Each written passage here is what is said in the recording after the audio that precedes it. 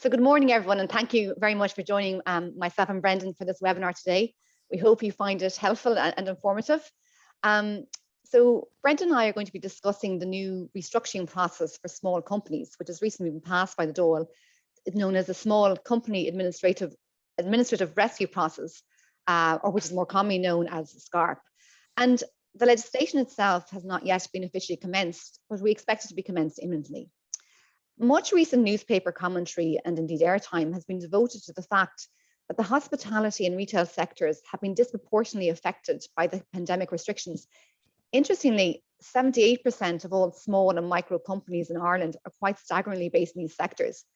And I suppose as government supports end in tandem with easing restrictions, many people feel that such companies may feel a hangover effect. And companies in such position may indeed seek to avail of this new Scarp restructuring process. So during the next 50 minutes or so, we're going to give you a brief overview of the key Scarp provisions, followed then by a brief analysis of some of the important points to bear in mind. We'd of course welcome anyone to raise questions or make any questions during the course of the presentation.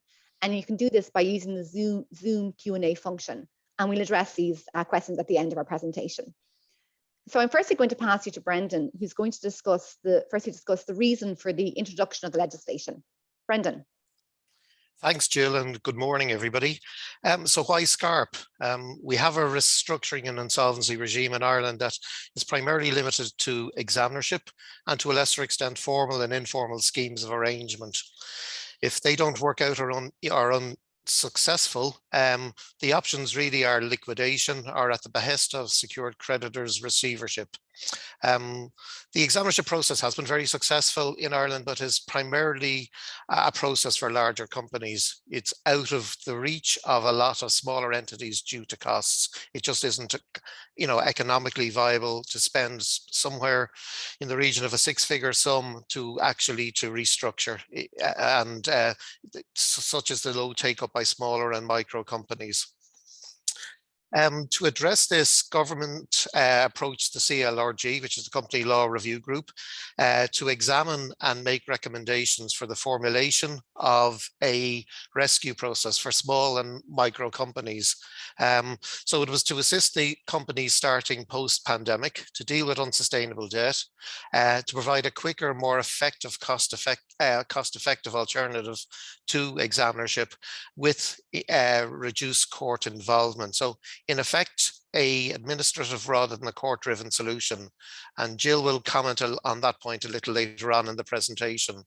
So a public consultation process commenced. So, business groups such as IBEC were consulted, financial institutions, government departments, and the professions such as the legal fraternity through the Law Society and accountants through CCABI.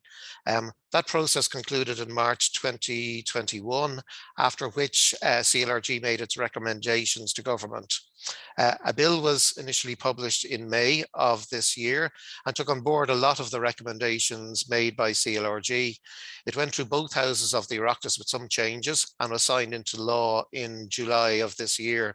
So all in all, for a piece of legislation to get through in 7 months was a very quick process, and showed, I suppose, the urgency by government to get a process in place to deal with companies exiting post-pandemic and having maybe warehouse debt and some unsustainable costs that they were unable to deal with going forward.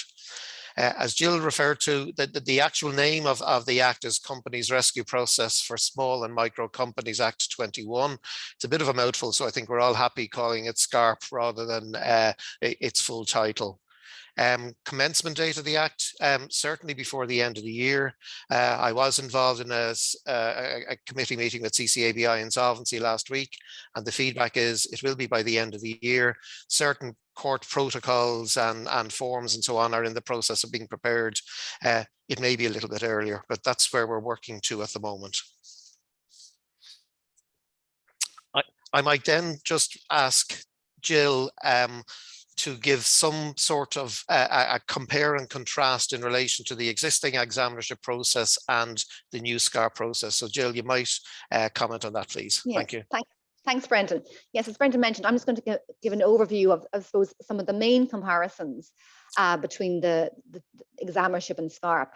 And I suppose in examinership, the requirement of court oversight led to complaints that the process was overly expensive and consequently has in practice resulted in only medium and large size enterprises availing of it. And what Scarp attempts to do is to mirror the positive aspects of examinership without the strict requirement for court applications in order to reduce the cost burden and make it really a more attractive restructuring option for small companies. So turning to the first comparison I want to discuss, it's the administrative nature of Scarp. And broadly speaking, Scarp is designed to be an administrative process rather than a court-based process. And I suppose, what does this mean? While the appointment of an examiner requires an application to court by way of petition, the process advisor, who, as you know, is the equivalent to the examiner, can be appointed after a resolution is passed by the company directors. And similarly, then the rescue plan in Scarp takes effect after the creditors' meeting, obviously provided the relevant creditor approval thresholds are met, and we'll discuss those later on in the webinar.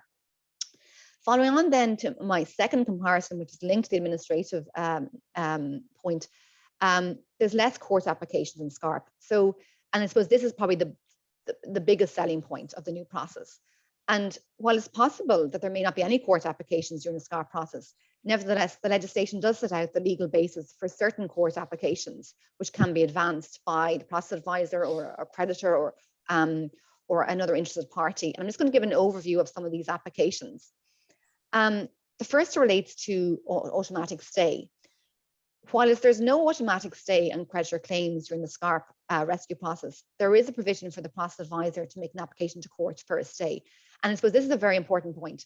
The Scarp process doesn't prevent creditors from bringing proceedings against the company during the process. However, in the event a creditor, for example, seeks to enforce against the company or bring proceedings, a process advisor can bring an application before the court seeking a stay on creditor claims. And that's quite a big difference between the two processes. Another application that can be brought in Scarp is an application to repudiate onerous contracts, and I'm going to discuss this later on in the webinar. The process advisor can bring an application to seek directions from the court.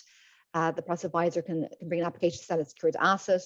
There's also an entitlement for a creditor to bring an application to object to the rescue plan. And then also a creditor can bring an application in respect of the costs and fees of the process advisor. The third comparison I want to touch on is the matter of length. So the process advisor must formulate the rescue plan and complete the creditors' meetings within 49 days of their appointment, which is quite a tight time period. There's then a 21-day cooling off period, after which the rescue plan is approved before it takes effect.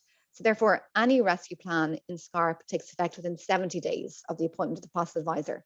When you compare that to examinership, an examinership must usually be completed within 100 days. There is provision currently provided for 150 days under the emergency COVID-19 related legislation. This is due to expire at the end of December 2021. Another important comparison is the new concept of excludable debt. And the Scarp legislation envisages that certain revenue debts and debts owed to the Department of Social Welfare and Protection can be excluded from being written down. And these are termed excludable debts. This is not the case in examinership, where all debt is included. And Brendan is going to discuss this new concept later on. Another important difference is the creditors' meetings and the thresholds to be met. The process for creditors' meetings set out in the new legislation is largely the same for creditors' meetings and examinerships.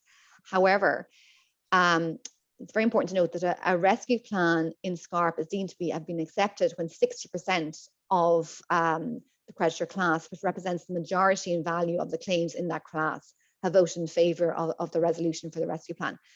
In examinership, a proposal is deemed to have been passed when a majority of creditors in number and value vote in favour of it. So the threshold is higher in Scarp, threshold to be met. A rescue plan then becomes binding on the company and creditors, where it's accepted by at least one class of impaired creditors meeting that threshold I've mentioned.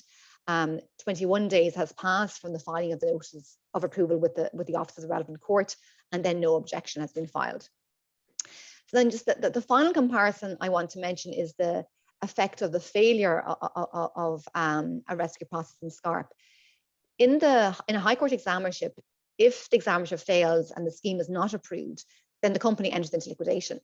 In Scarp, however, liquidation does not necessarily follow if the process fails. The process advisor is obliged to provide a report to the company if the process fails. And this report must include a recommendation as to whether the company should be wound up or not. And I suppose it's an important point to bear in mind that if a recommendation not to wind up is not followed by the directors and the company then becomes insolvent within the following 6 months, this factor may be considered by a court in any reckless trading applications against the directors. I suppose there's an example of some of the main comparisons that jumped out at me when I reviewed the legislation. And I'm now going to pass you back to Brendan, who's going to discuss the steps to commence the rescue process and to enter into the rescue process. And also then he'll discuss the role of the process advisor. Brendan. Thank you, Jill. In order for a company to avail of the process, they must be able to meet certain eligibility criteria and conditions. The slide in front of you there sets them out. I'm not going to go through them all one by one, but they relate to turnover, balance sheet, and employee numbers and values, and certain other conditions, one being that an examiner cannot have been appointed in the previous 5 years. So assuming that eligibility criteria is reached, the next step is for a company who are considering this process is to make full inquiry into the affairs of the company, prepare a statement of affairs of assets and liabilities, names and addresses of the creditors, and details of any security which they hold. This is done by way of a statutory declaration, so full inquiry has to be made by the directors in that regard. You might move on to the next slide there, thank you. Once that statement of affairs and details are provided, that has to be submitted to the process advisor, and I'll speak about that in a few moments, who will then determine whether the company has a reasonable prospect of survival, and that's set out under section 558C of the new Act. The PA will then, if we move on to the next slide, please, will review and issue a report to directors, which will determine the reasonable prospect of survival and the reasons for his or her determination of that. That is done in writing. The PA will really get under the bonnet of the figures and the assertions made by the directors to be able to come to that conclusion. The PA's report will also have regard to various matters, including the eligibility of the company. Has it met the criteria that I've spoken about a few moments ago? The director's details and other directorships they may have, because that may also be of interest to creditors and so on at a later stage. An opinion as to whether or not the company has a reasonable prospect of survival, and the process will be more advantageous than a winding up for the company. So that goes back to the directors. The directors then consider what the PA report. They then convene a meeting and pass a resolution to commence the rescue process and appoint the process advisor. At this point, there's no requirements to make any application to court. As we said already, this is an administrative process. It's trying to cut down on court interaction. What is the process advisor? It is a new role, I suppose, in this Act. I suppose the best way of putting it is it is probably, in comparing it with examinership, it is the independent accountant and the examiner all rolled up into one. So it's effectively a dual role. The process advisor has to consider in the first instance that the company is eligible and suitable, and then it has to, they then have to go off and make and pull together a rescue plan to put to creditors and members in further down the road. The eligibility to act as a process advisor is the same as a liquidator or receiver under the Companies Act 2014. And for the purpose of their role as a process advisor, that person becomes an officer of the court. The main powers that a process advisor has is, and again, there's 4 or 5 I set down there. The last one is probably the most important for any accountant who's looking at becoming a process advisor, on the basis that if they enter into any contracts during the course of the rescue process, they may be personally liable for them unless the contract specifies otherwise. If we can move on to the next slide, please. So assuming an appointment has taken place, what is the role then of the process advisor? There's certain obligations to be carried out in short period of time, and they are within a 2-day period, a 5-day period, and as early as possible afterwards. So within the first 2 days, file with the CRO the notice of the process advisor's appointment. With the courts, the resolution passed by the directors and the process advisor's determination and report. And a selection then of the jurisdiction for any court matters that occur during the course of the rescue process. And that's important in terms of costs and trying to keep costs to a minimum, whether it's High Court or Circuit Court. And I think Jill will refer to that a little bit more in her presentation as we go on. There's also necessity to advertise in an irrecifical. So that all has to be done in the first 2 days. If we move on to the next slide, within 5 days, notification has to be given to interested parties, and interested parties are deemed to be employees, creditors, and revenue. And the notice given to them has to contain the fact of appointment of a process examiner and advisor and the date of the resolution.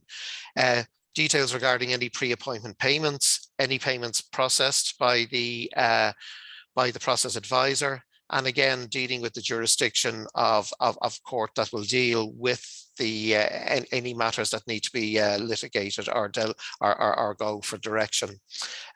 It's also an opportunity then for the process advisor to ask for details for creditors for the level of their debt, the nature of it, whether they hold any security and credit terms. So then as soon as practical, and we'll deal with excludable debts, and Jill has referred to it a few moments ago, the process examiner has to look at that, and any debts that are excludable, primarily state debt, have 14 days to object to be included in the rescue plan. So again, let's look at a process advisor being appointed, looking to prepare a rescue plan and deciding that it's not appropriate. So if that happens, he or she has to set out in writing why a rescue plan isn't feasible, and the next steps, which may include the recommendation to wind up that Jill referred to earlier, which isn't binding on the directors, but if subsequent insolvency takes place, there may be repercussions for those company directors. If it is a more positive outcome in terms of that the process advisor believes that a rescue plan is appropriate, he or she then go off and prepare their plan.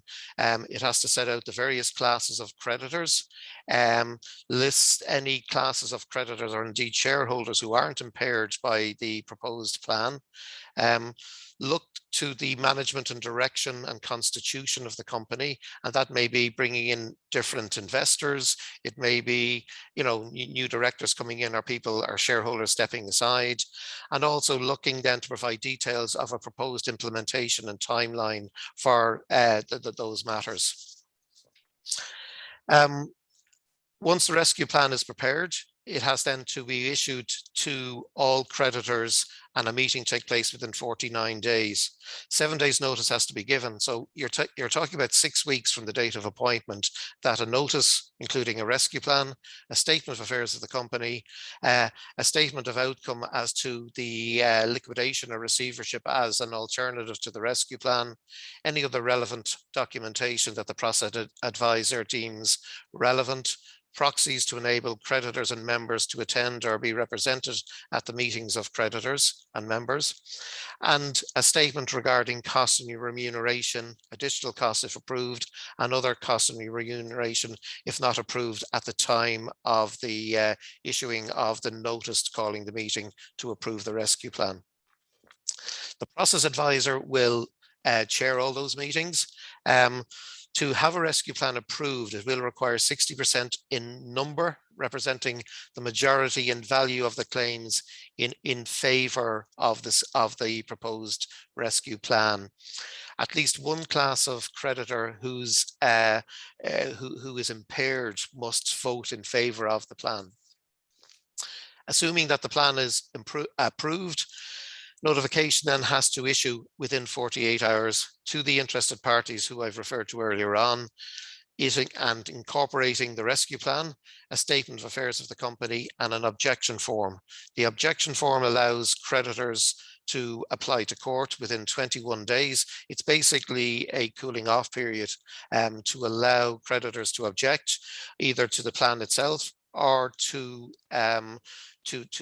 seek determination of the costs and expenses of the process. And members are also able to do that. It doesn't just apply to creditors.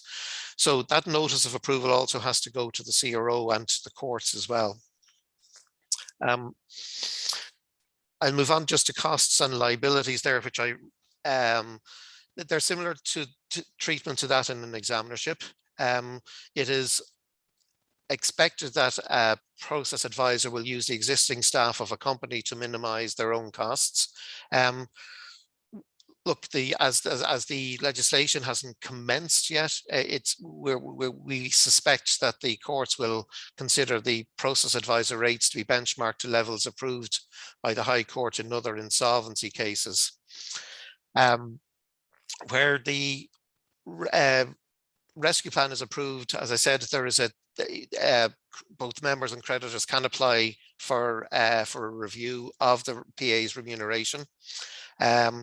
When a court look at that, they will have regard to some of the matters above there, which is, did the PA use the company staff to minimize his or her costs, the time properly required, the complexity of the case, effectiveness in which the PA carried out his or her duties, and the value and nature of the property and assets dealt with by the PA. Jill referred to earlier on repudiation of contracts and leases, and I might hand back to you now, maybe to provide some of your thoughts on that. Jill. Thanks, Brendan. Yes, so I'm going to just give a brief overview of how the legislation, the Scarp legislation, deals with repudiation of onerous contracts, including leases. I suppose there was a lot of commentary over whether Scarp should include the ability to repudiate onerous contracts.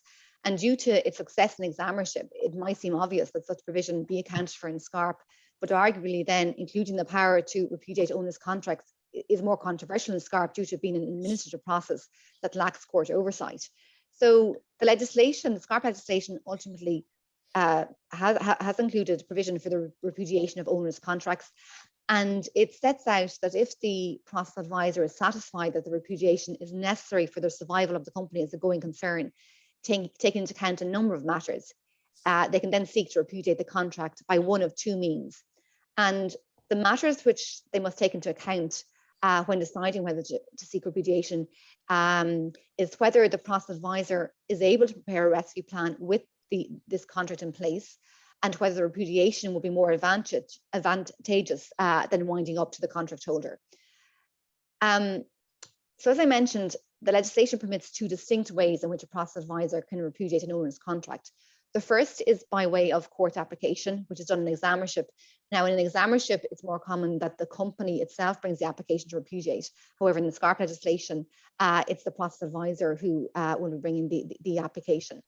The second means to repudiate is that the process advisor can repudiate the contract themselves after they've liaised with the relevant contract holder regarding repudiation through an administrative process. And this administrative process is set out in the Scarp legislation. So I'm just going to give an overview of the steps to be taken in the administrative process. And the legislation sets out in detail the actions that the process advisor and the contract holder must follow. So first of all, the process advisor must notify the contract holder of their intention to repudiate the contract, and they have to give the reasons for the decision. The contract holder then can respond to this, and the process advisor must consider any proposals or modifications or the response put forward by the contract holder. After considering the response, where the process advisor considers that the relevant contract should still be repudiated, they then must notify the relevant person that the rescue plan will include a provision repudiating the contract. They need to include a number of things, such as the date it will take effect, and then also specify the amount determined by the process advisor in respect of the loss or damage. If the contract holder is unhappy with the repudiation decision of the process advisor, they can then apply to court to object to the process advisor's decision. So I suppose when you look at the legislation, this element of the legislation, while the legislation in respect of the administrative repudiation in Scarp, it's certainly far more prescriptive than the examinative legislation. In reality, those steps are often what occurs in examinership prior to any court repudiation application. Often the threat and knowledge of a potential court application ensures that the examiner, the company, and, for example, a landlord engage in a genuine attempt to resolve the matter without the need for a court application. And one would also expect that in the Scarp process, if a party refuses to engage in constructive discussions regarding repudiation prior to a court application, they would be opening themselves up to criticism from the court. So it's something that all parties should bear in mind. So that's just an overview of how the Scarp legislation deals with repudiation. And I'm now going to pass you back to Brendan, who's going to discuss the concept of excludable debt, which we have briefly mentioned earlier. Thanks, Brendan. Thanks again, Jill. State debt or excludable debt, it's an introduction into this act that wasn't in examinership, where all debts of the company form part of any scheme of approval that was being put to creditors. So excludable debt is any tax duty or any other charges payable to the state, any debt or liability under Redundancy Payments Acts, any debt or liability under the Insolvency Payment Scheme, Social Welfare Consolidation Acts, and then there's a catch-all for any other enactment as may be prescribed in the future. Creditors must execute their right to opt out of the process being formulated by the PA within 14 days of being given notice. There are limited grounds of objection, and Minister Troy, I think when he introduced the bill on the basis that unlike examinership, that the Scarp process is a much more administrative process, wanted to, sought to put in some protections around protecting state debt and so on. They are relatively limited. It says the eligible company has failed at any time relating to tax imposed by or under the Act or any other enactment. In effect, not filing tax returns, not paying tax, revenue or conducting an audit or an intervention, the company is party to an appeal in relation to the requirement relating to tax, and again, the catch-all of any other enactment that may be prescribed in the future.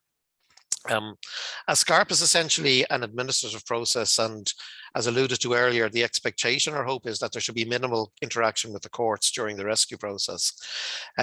However, a consequence of the legislation places significant reporting obligations on the process advisor in a very short period of time to consider and report upon matters of compliance, and which come to his attention. So Jill, you might expand on that a little bit, because it's new from a process advisor's perspective, the role, but there is some onerous obligations that are there to be looked at and examined in a short period of time. Yes, exactly, Brendan, thanks. Yeah, I suppose that the very element of examinership that was seen as essential to protect creditors' rights, that of court oversight, is the very element of the restructuring process that adds a layer of costs that make examinership unattractive to small and micro companies. And I mean, as we've both shown, Scarp is purposely designed to be where possible an out-of-court process, but then this raises the question of compliance. And I suppose to address this concern, while a Scarp removes the compulsory nature of certain court applications, the process advisor can, of their own volition, commence court applications against directors, and also then they have certain reporting obligations in respect of, in the context of directors, certain actions of directors. So I'm just going to give an overview of some of these steps available to process advisors. So the first is potential criminal actions against directors. And Brendan, you touched on, you mentioned this earlier on the webinar. In order for a process advisor to be appointed, a director of the company has to prepare a statement of the affairs of the company and a statutory declaration confirming that the statement is true and accurate. And the legislation really leaves very little room for interpretation and very much places an obligation on the director, providing the statement provides specific information. The legislation sets out that any false or misleading information that is provided in the statement is a criminal offence, punishable by a fine or imprisonment. And then in addition, if during the course of the rescue period, a director gives any misleading information or fails to disclose information, he or she can also be guilty of a criminal offence. The other point to bear in mind is the power of the process advisor to take certain court applications against directors. And the legislation grants the process advisor the power to take steps against the directors if they identify any improper conduct. And if the process advisor has grounds for suspecting that there was an improper transfer of assets or fraud was committed by the directors against the company or its creditors, the process advisor is granted the power to commence a court application against the directors, seeking a declaration that any improperly transferred assets are returned to the company, or indeed that the directors engaged in fraud. Brendan has mentioned a number of reporting obligations of the process advisor, and there is many, of which there's many set out in the legislation. One of them specifically relates to the director's conduct. So if it appears to the process advisor that any director has been guilty of any offence in relation to the company, the process advisor must report the matter to the DPP and the OECE, who will then decide whether they wish to prosecute the director in question. And I suppose the words in the legislation, any offence in relation to the company, they're very vague, and they do place quite an onerous obligation on the process advisor to identify and report offences within such a tight time period of 49 days. So it's very much something to bear in mind as a process advisor. So I suppose there's very extensive reporting obligations on the process advisor set out in legislation, as well as then an entitlement to bring proceedings against directors. And whether a process advisor brings such proceedings, you would expect will be influenced by whether there are funds available to indeed fund any such proceedings. So that's just an overview of the compliance matters. I now just want to touch on the formalities of the rescue plan. So turning first to the contents of the rescue plan, again, like which is a very kind of common element of this legislation. The legislation sets out in detail what the rescue plan should contain. And the process advisor is required to prepare a rescue plan as soon as practical after their appointment. And as I mentioned, the legislation is quite prescriptive. And I'll just give you an overview of some of the matters which must be included in the rescue plan. Firstly, the details of the plan itself. It must specify any class of members or creditors whose interests or claims are impaired by the rescue plan, specify any changes that should be made in relation to the management or direction of the company, and provide for implementation of the rescue plan. Once the process advisor has prepared the rescue plan, they're then required to hold meetings of creditors and members for the purpose of considering the plan. And again, the legislation sets out in detail the contents of the notice of the meeting to creditors, and it must be accompanied by such things as the rescue plan, a statement of the assets and liabilities of the company, a description of the likely financial outcome for members and creditors on a winding up or in a receivership, and consideration of proposals. And then, as we both mentioned already, that the rescue plan then will be deemed to have been accepted when 60% of a class of creditors representing the majority in value of the claims of that class have voted in favour of the rescue plan. And this threshold, as I've mentioned, is higher than the threshold applicable in examinerships. The rescue plan then becomes binding on the company and creditors and directors, where it's accepted by at least one class of impaired creditors. 21 days has passed from the filing of the notice of approval with the relevant office of the relevant court, and no objection has been filed. And I just now want to touch on the objections and how they're dealt with. In order to object to the rescue plan, the creditor must file a notice to the process advisor and also file it in the relevant court. And I suppose what's interesting and new is the requirement for the objecting creditor to state the grounds of their objection. And the legislation does set out these grounds. And I just give an overview of some of them. The first, that the rescue plan unfairly prejudices the interests of the objector, that acceptance of the rescue plan by the meeting was obtained by improper means, that the rescue plan was put forward for an improper purpose, that the repudiation of a contract is not necessary. So that's just, I mean, there's a number of other reasons, but there are some of the reasons and basis on which somebody can object and bring an objection before the court. At the hearing of the objection, then the court will either dismiss or uphold the objection. And if it upholds the objection, it does have the power to modify the rescue plan. Also, if it upholds the objection, it can make an order for the winding up of the company if it's just equitable to do so. And the legislation does provide that there is no jurisdiction conferred in the circuit court to hear a petition for the winding up or to wind up the company, and that's similar to what occurs in examinership. So that's, I suppose, an overview of the steps to the conclusion of the process. And I think myself and Brendan now are just going to give some of the, just a summary of some of the general observations and the points and the matters in the legislation that really jumped out at us when we were reviewing it. Brendan, do you want to give some of your observations? Yes, Jill, sorry, I was typing back an answer there on the chat piece there as you were speaking. Yeah, in our discussions and putting together the today's webinar, I suppose 2 or 3 things jumped out at me. Firstly is the duration of the process. It is 70 days, allowing for a 21-day cooling off period, but really you have 6 weeks from the date of appointment of a process advisor for them to get in there, get their rescue plan together and get it out. There are significant obligations, as I've referred to earlier.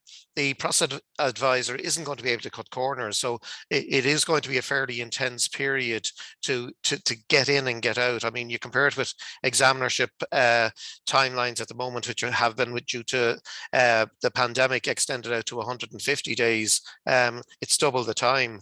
So, and I know your thoughts on it are preparation and so on, and you'll probably allude to that shortly, but it is a really tight time frame. So there will be huge emphasis on getting, company advisors and so on to prepare a lot of work and do a lot of digging for the process advisor, in and around the time that a decision is being made by a company to enter into the process.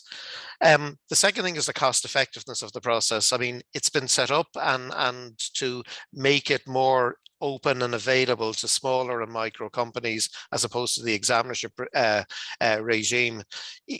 From a perspective of, and that means that there's going to be limited court interaction. So if court interaction happens, it's as light follows or day follows night, there is going to be increased costs if there are applications to court for directions and so on. So the cost effectiveness and the perceived cost savings may be eroded very, very quickly if there is, a necessity to seek court direction in matters. Yeah. My third observation is just in relation to state debt. The criteria for state creditors to actually opt out of the scheme or the rescue process are limited, but we're going to have to see in practice how that works. There hasn't been a case gone on yet, and it may be that there will be objections. The minister has said, look, he wants all his government departments and so on to participate in the process. If not, it's not going to work. So hopefully that will be the case, but we have to wait and see. Your own thoughts, Jill? Yeah, Brendan, I suppose my thoughts, and they very much kind of follow on from yours, and so the 2 thoughts I have are quite linked. First of all, I suppose engagement with interested parties prior to the process commencing for me is key. And as you mentioned just there, like one of the keys to a successful rescue process under Scarp is to ensure it remains as much as possible an administrative process and to avoid court applications. But to achieve this, it'll be very important that engagement begins very early on with all interested parties, including creditors, banks, finance providers, landlords, suppliers. And I suppose if discussions have started early and the company is aware as to what approach the creditors will take in any rescue process, it should lead to more straightforward and less contentious rescue process. And then the other point then is, preparation. The more preparatory work done prior to the appointment of the process advisor will contribute, I think, to making the rescue process more efficient. And that's similar to an examinership process. If there is time for a company to do so, often there isn't. I mean, in Scarp, I think the directors should start liaising with an experienced insolvency practitioner early on. They should carry out a full review of their overheads to see if these can be reduced in any way prior to the rescue process beginning, ensure their tax returns are all up to date, and also look to see if they have any onerous contract, for example, a lease, and whether there's any opportunity to surrender and terminate those by agreement prior to the process. So I suppose the success of Scarp is, in my view, very dependent on the company carrying out significant amount of preparatory work prior to entering into the process and also engaging with its creditors. I mean, the last thing a company wants to find themselves in a situation whereby it appoints a process advisor and then has to quickly rush into court to seek protection of the court when a creditor threatens to, for example, bring a winding up petition. So I think it's preparation for me is key. Thanks, Jill. I think we're coming up to about just after 10 past 10. We have a number of questions I see on the system. I might deal with the first couple there, and maybe you'd deal with the second two there. I think we've about 12 or 13 there at the moment, so we'll try and get through as many as we can in the time. The first one there is to do, I suppose, with different thresholds being adopted by PAs in determining reasonable prospect or survival of a company. Look, I think that is a possibility. I mean, doctors differ and patients die, as we all know. But look, we have an examinership regime that's been up and running for, a long period of time, and there is court precedent there as what represents a reasonable prospect of survival in that regime. So I think, any process advisor worth his salt will be conscious of giving a view or an opinion. And again, allied to that also is the fact, and you referred to it a few moments ago, is that the directors have to make a statutory declaration in relation to the affairs of the company. And I think, again, that stops possibly any of this, maybe, dare I say it, kind of process advisor tourism or shopping around to allow people to look at getting the answer they want rather than the reality. Second question is, and it comes back to what I've just been speaking about, excludable debt and opt-out, which makes Scarp different from examinership. Can these creditors, the state creditors, be compelled to opt in? The answer is no. But going back to your piece there about being prepared, you're going to have engagement with these state creditors before you embark on this process. If the indication is there that they are not going to play ball or join in the process, you probably have got to look at examinership and go straight to examinership and its additional costs. But as you've said, there's no point in going down the road of what is an administrative scheme, but knowing you'll have to go into court and seek protection. Because if you keep going down that route, there's very little difference between examinership and Scarp in terms of costs. And at least with the examinership process, all creditors, as long as it is approved by one class, will be bound by it. Yeah. So maybe back to you there to maybe deal the next two questions on the screen, Jill. So and I would agree with everything you say there, Brendan.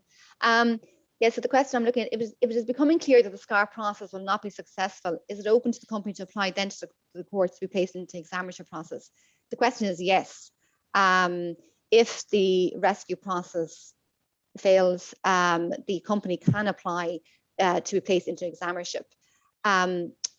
Or if during the process starts and it quickly becomes very clear it's not going to succeed and the process advisor has prepared his report in that regard, they can go into examinership.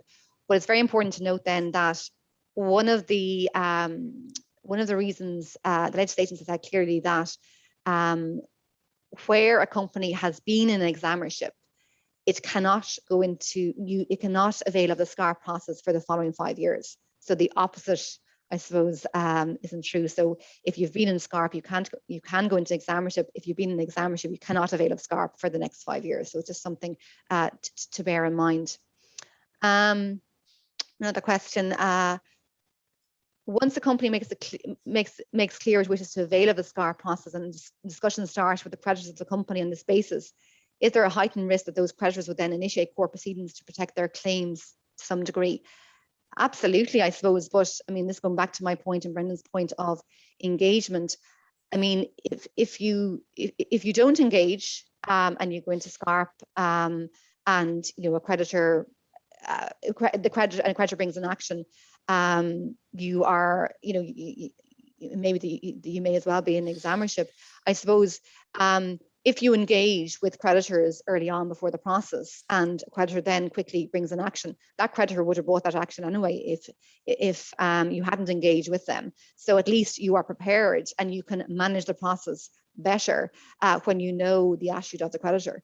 So my view is that I think it is better to be prepared and to be able to manage, be more in the driving seat, I suppose, for the process than not. Okay, I'm just scrolling down there. I see one for me there. How long do I think that the process advisor will need to prepare the pre-appointment report following determination that the company is eligible? I think that should be a reasonably straightforward report, on the basis that before giving his opinion and preparing that report, a process advisor will have done his or her due diligence and looked at what's what has been put before him or her. We see a scenario then where and Jill, you referred to it about the the existing advisors of a company. They're going to be instrumental in pulling together a lot of the information, and the company's own staff that will be required to look at that. So I would look, everything will be down to time factors and pressure on a business who are maybe receiving kind of additional pressure from creditors and so on to engage in the process. But if they are looking at it, they have to do a bit of preparation, or a large amount of preparation, for this to be successful. Mm-hmm. There's one there I just see that you might deal with there, Jill. What's the impact on directors' personal guarantees? How would such sets be considered in a rescue plan? So I suppose guarantees are treated the same as in examinership. It is very important that the provision in examinership, in terms of where there's a guarantee, you must notify. If you have a guarantee, you must notify, and you want to protect that guarantee, you must notify the guarantor of your decision to that not that you intend to enforce the guarantee, but that you pass them your vote, so that they can then vote at the creditors' meetings, and then your guarantee is protected outside the process. If you don't notify them and send the notice of the creditors' meeting to the party, well, then you are the same applies in examinership. You will be unable to enforce your guarantee after the process. So it's just very important that those notification steps are taken to protect the guarantee. Okay, thanks for that. I see a question here. Sorry, I'm just scrolling down. Do you have to wait until day 42 to communicate the rescue plan to creditors, or if you have a restructuring plan in place earlier, can you bring it to the creditors as soon as available? I think the answer is you can go as early. Yeah. Our process advisor will go as early as possible, but the 6-week period is tight enough, in my estimation, in pulling everything together, looking at the consequences for all classes of creditors, any impairments, and dealing with everybody so that equally within those classes. So in an ideal world, yes, pre 42 days, but I think for most rescue plans, it'll be on day 42, it'll go out and by email to creditors and members. Exactly, yeah, no, I agree with that. Another question there. What would be your advice to directors who business qualifies to avail of Scarp but owes revenue significant sums with a checkered payment history to revenue? Should they run the risk of Scarp or spend the extra money in examinership, which is guaranteed to bind revenue to the process? Good question. I think that I suppose it'd be important that you'd have discussions with revenue before the process, and see where you stand with them. If it's clear that they're going to opt for excluding the debts, well, then I think you should seriously consider going the examinership route, because the revenue debts will still be there. We also have the concept of a lot of companies, or a certain amount of companies, have warehoused the revenue debts. So I think that I would seriously consider not going down the Scarp process if you have a situation where you have a significant and serious concern that the revenue debt will be excluded. What do you think, Brendan?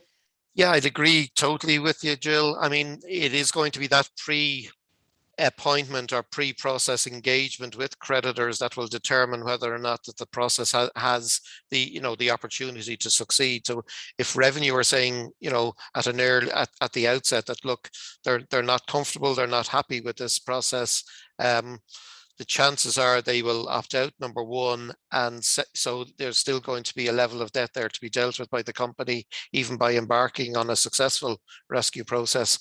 If that debt is significant, it may be better to try and tie them in, as the attendee has suggested, into an examinership process, albeit again, a much more expensive process.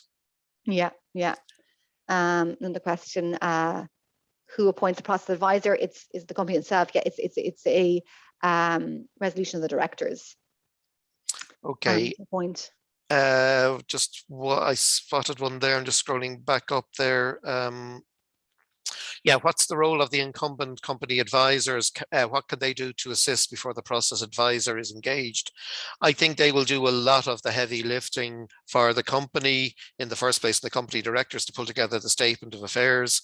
I think they'll be there to add information as a process advisor gets a statement of affairs and has to form the view in relation to the reasonable prospect opinion that has to be given. So I think that to a large extent, they will be working very closely with the existing, with the process advisor. Obviously, existing advisors can't act as process advisor under, they have to be in, the process advisor has to be wholly independent of the company when he or she is appointed. Yeah. Just looking, is there anything else? I'm conscious we're getting close to time as well, Jill. Secured, there's one there on secured creditors. What position are secured creditors likely to take? Can they be forced to participate? I think the answer is no, Jill. Yeah. I mean, it's hard to know, I suppose, what position they will take. But I mean, they're, they can't be forced to vote in favour. Their debt is secured, and I mean, they can't. I mean, they can. Yeah, I mean, they can't force to vote in favour, I suppose. Yeah, and I just see one there, just maybe one last one then. Will pre-appointment work done by the process advisor not give way to allegations of a conflict? I don't think so. And Jill, you might look from a legal perspective, but the process advisor has to form a view, as to, the reasonable prospect of survival. So he or she has to get in under the bonnet, as I said earlier, to look at what's been presented in relation to the financial situation of the company. So that's where, and the legislation allows for the process advisor, once appointed, to walk away from putting together a rescue plan and give reasons why. Because again, it's a short period of time. Something may occur in the first week or 2 weeks of the process advisor's appointment that says this isn't going to run, or there's significant backlash from certain creditors. Who knows what it is? So I think the process advisor, because it's such a short period, has to be involved to give his or her opinion. And that's why I say they are the independent accountant and the examiner all rolled up into one. Exactly, Brendan, I agree. I mean, yeah, they do have to be careful, but at the end of the day, they are the independent expert. So I suppose we both mentioned that they should be retained early on, and as an independent, for preparing the report as an independent expert, they will have to look into the company in significant detail, liaise with the directors, go through the books and records, and the purpose of that is to understand how the company works, understand exactly all the liabilities, the assets, and he will need this information to prepare the report, and also to prepare for the role as process advisor. So I think they obviously need to be careful that they are following that role, and the work that they are doing is for the purpose of preparing the report, and then acting as process advisor. But they can absolutely also guide the directors in terms of telling them what information they need, and what items they need from the company. But agreed. I mean, they do have to do a lot of work pre-appointment, but this is part of the legislation that, and it's also, I suppose, one of the reasons I understand why it's the same individual is again to cut the cost, because obviously in examinership we have an independent expert and then the examiner, and two separate individuals, and having the role, I suppose, amalgamated into one person does cut that cost. I think it all goes to the reduction of costs in the Scarp process. Okay, look, thanks for that, Jill. I see we're coming up to about 10:28, so we will try and finish within the hour as we committed to. So look, we'd like to thank everybody for attending this morning and their questions. We will have a recording of today's webinar that we will share with all the attendees. So if they missed part of it or wish to pick back up on anything that was discussed, particularly in the questions and answers, if you have any queries, contact either Jill or myself. Our email addresses are on the screen there now. And look, again, thank you for your attendance and enjoy the rest of your day. Thank you very much. Thank you very much, everyone. I hope you enjoyed the webinar and found it informative. And as Brendan said, any questions at all, any comments or queries, please don't hesitate to contact either of us. You have our details there on screen. Thank you. Thank you.